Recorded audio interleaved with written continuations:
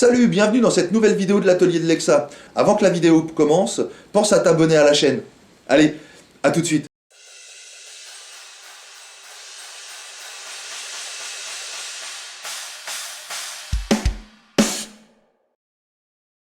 Salut, bienvenue dans cette nouvelle vidéo de l'atelier de Lexa. Aujourd'hui ça va être un peu particulier, on va pas faire de mixage, d'informatique ou tout ça. On va parler de construire son home studio. Construire son home studio, qu'est-ce que c'est? Un home studio, c'est un endroit dans lequel on va pouvoir faire nos propres petites créations, nos maquettes, on va pouvoir enregistrer notre groupe, on va pouvoir travailler des groupes qu'on reçoit et tout ça.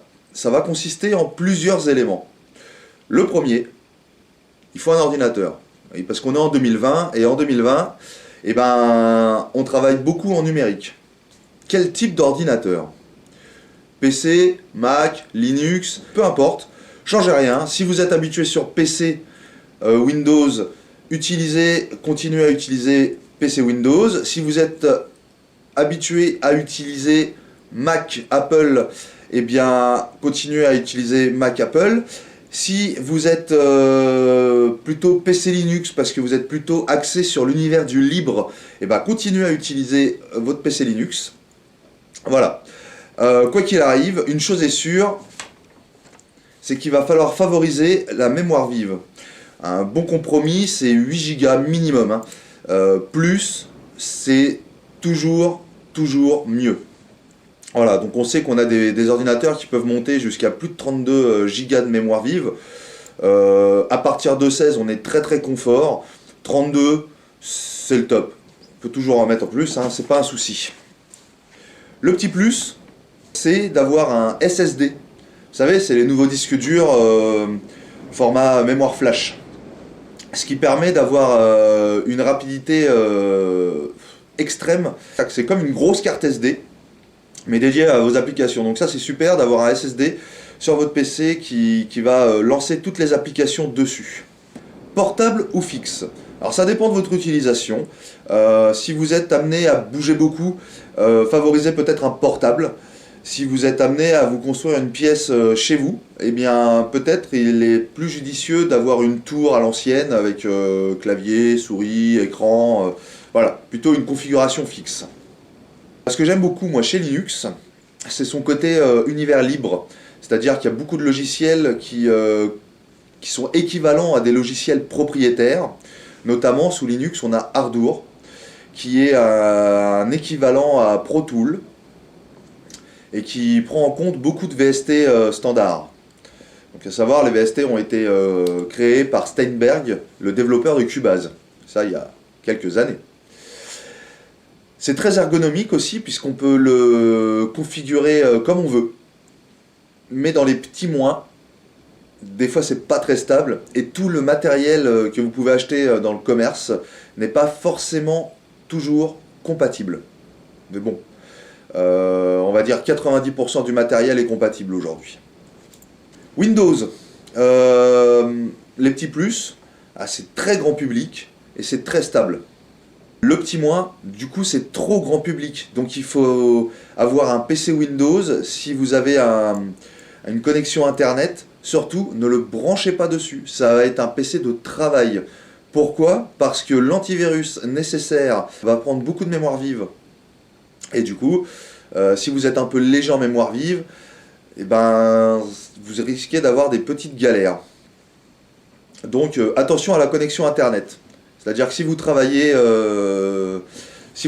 sur votre logiciel ou tout ça, surtout vous coupez internet et vous coupez votre antivirus. C'est à savoir. Pensez bien à le remettre une fois que vous avez remis votre connexion internet. La carte son. Alors la carte son, tout dépend de votre utilisation. Il en existe des 2, 4, 6, 8 entrées, plus d'entrées. Tout ça, ça dépend de votre utilisation. C'est-à-dire que si vous enregistrez régulièrement 1 à 2 pistes maximum, une carte son à 2 entrées suffit amplement. Pourquoi? Parce que vous n'avez pas besoin de plus en fait. Si vous enregistrez régulièrement plus de 2 entrées, plus de 2 pistes, par exemple, si vous enregistrez une batterie sur un minimum de 4 pistes ou 8 pistes, souvent on met un micro par fût. Donc la grosse caisse, la caisse claire, le charlet, le tom aigu, le tom médium, le tom basse, les overs à gauche, les overs à droite. Ça nous fait un total de 8 pistes. Donc favoriser une carte son avec 8 entrées. Quoi qu'il arrive, il faut l'adapter à son besoin. Parce qu'on peut très bien acheter une carte son à 8 entrées pour n'en utiliser que 2 au final, voire une. Donc en fonction de vos besoins, surtout, choisissez la bonne carte son. Après, il existe plusieurs types de connectiques. Il va y avoir l'USB, le FireWire, le PCI, le PCI Express, le Thunderbolt. Qu'est-ce que c'est tout ça? Alors en fait, c'est juste des langages, c'est juste des façons de communiquer entre la carte son et le PC. Si vous n'avez pas le choix, favorisez quand même l'USB. C'est des cartes son qui sont accessibles à prix assez correct et qui font quand même suffisamment le job. Si on dresse la rapidité de la plus rapide à la moins rapide, en haut, on va avoir la Thunderbolt. Les cartes son Thunderbolt, là c'est... Waouh! Tout est dans le nom. Thunder, éclair, voilà, c'est une connexion qui est très rapide. Ensuite, on va avoir les cartes PCI, PCI Express. C'est une communication entre l'interface et le PC qui est aussi très rapide. Puis ensuite, on a les FireWire et les USB. Il y en a pour tous les prix. Hein, donc surtout, faites avec votre budget, avec votre besoin. Le logiciel.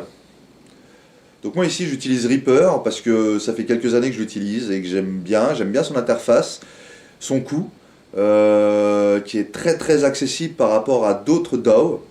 Donc en fait, DAW, ça veut dire Digital Audio Workstation. En fait, c'est une station de travail audio. Voilà. Son coût qui est très accessible par rapport à d'autres DAW.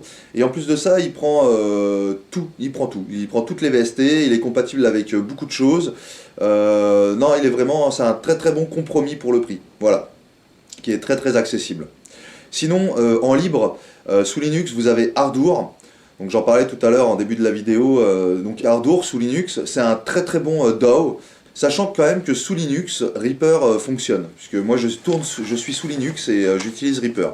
Pour d'autres plateformes, Windows, Mac, plutôt accès Mac, vous avez Pro Tools. Ensuite pour Windows, Cubase, Nuendo, Sonar. L'idéal c'est d'utiliser le DAW qui est le plus adapté à votre système d'exploitation. Bon, quand même, je tiens à rappeler que Reaper tourne sous toutes les plateformes. Et ça, c'est plutôt pas mal. Le micro. Alors, il y en a pour tous les budgets. Alors, vous avez du micro dynamique à une centaine d'euros chez Shure, du 58, du 57. C'est du très bon micro dynamique. C'est peut-être pas forcément le micro le plus adapté au studio, mais en tout cas, si vous n'avez pas le choix, ça peut être un bon compromis. Ça peut être un très bon couteau suisse. J'ai préféré favoriser un micro à condensateur à large bande de type Rode NT1. Donc c'est un micro électrostatique qui est très polyvalent. À la base, il est dédié pour enregistrer du chant, mais on peut très bien enregistrer une batterie avec, on peut très bien enregistrer une basse, une guitare. C'est un vrai couteau suisse. C'est vraiment, si je devais conseiller un micro accessible à tout le monde et à faible budget, c'est celui-là que je conseillerais, le Rode NT1. Vous aurez besoin, pour le mixage, pour les prises son, au minimum d'un casque. Ils font de très bons casques accessibles à de faibles budgets. Par exemple, je pense à Audio Technica, qui est aux alentours de 80 €, vous permettra d'avoir un casque plutôt correct. Les enceintes, c'est tout de suite un budget supérieur. J'aurais plutôt tendance à conseiller acheter un bon casque, qui permet d'avoir un bon compromis. Donc si je rappelle un petit peu le tout, donc pour construire son home studio, on a besoin de un PC, une carte son, un logiciel. Souvent les logiciels sont fournis avec les cartes son, c'est les versions light. Par exemple, je sais qu'avec le Zoom R24, Cubase LE était fourni avec, et Cubase LE c'est bien. Mais si on doit enregistrer plus de 16 pistes simultanées ou mixer plus de 32 pistes, eh ben on peut pas. Il faut acheter la version complète. Reaper m'a semblé le meilleur compromis en termes de budget, de coût. Voilà. Donc pour en revenir au budget, donc on a besoin d'un PC, d'une carte son, d'un logiciel, un DAW, celui que vous voulez, d'un micro, d'un casque et ou d'une paire d'enceintes. Donc ce qui va nous emmener à un budget approximativement minimum de à peu près 700 euros, si on se débrouille bien. Sachant que pour le PC, si vous n'avez pas de PC à l'heure actuelle qui tourne correctement, vous pouvez en acheter des PC de seconde main, comme on dit, sur des sites de revente d'occasion. Pour acheter le reste de votre matériel, si vraiment vous n'avez pas le choix, vous pouvez aller sur les plateformes en ligne. Mais quoi qu'il arrive, favorisez toujours votre revendeur local. Si vous avez un magasin de musique vers chez vous, dirigez-vous chez lui avant d'aller sur Amazon ou d'autres types de plateformes grand public. C'était tout pour aujourd'hui. À bientôt dans une prochaine vidéo de Dans l'atelier de Lexa. Pensez à vous abonner, à lâcher un petit like, un commentaire, j'y répondrai avec plaisir. Et surtout, en attendant la prochaine, portez-vous bien. Salut, salut!